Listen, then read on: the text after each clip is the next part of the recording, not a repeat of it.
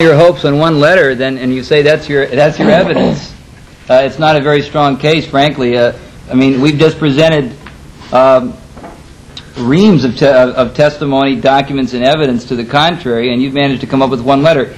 And if I can briefly analyze your quote for you, it is the custom that during the lifetime of the spiritual master you bring the prospective disciples to him. That's a custom. Becoming guru is not a custom. All right? Just let me finish. Becoming guru is not a custom. And taking disciples unlimitedly is not a custom for someone who cannot deliver them from the cycle of birth and death. And in the 5th canto, this is condemned. This is specifically condemned.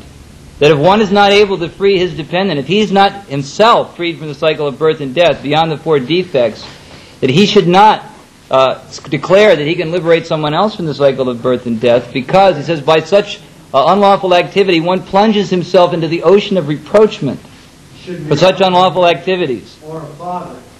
Yeah, but at least the father can turn them over to a bona fide spiritual master. What's your position? Well, does the bona fide spiritual master become his father? That's what you say. Does the bona fide spiritual master become the husband? He does the liberating. No. That's the real father. Guru is the father. I think really what you're making a mistake is that you can't read what Srila Prabhupada is saying here. He says this is the law of disciplic succession. Now this is not just one quote. There's many other things. We have a whole ream of quotes nicely sent to us by Ajamil. But we didn't want to bother you with all of them, but you can read them.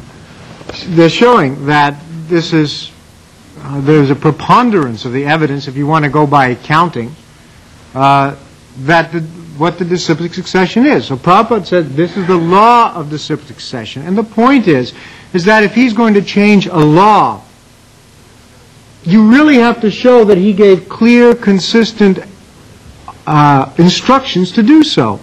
All the time the arguments get shifted back to the fact that they believe no one is a bona fide spiritual master. That is another case, which I'd be willing to talk about that case. Who is a spiritual master? Who is bona fide? If we don't have bona fide spiritual masters, what do we do? From now to the end of the kalpa, if we have to.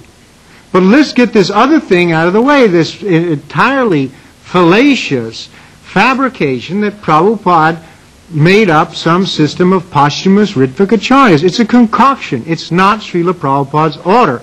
Let's get that out of the way, then we can go on to discuss this other issue. Okay, we'll move on to another question.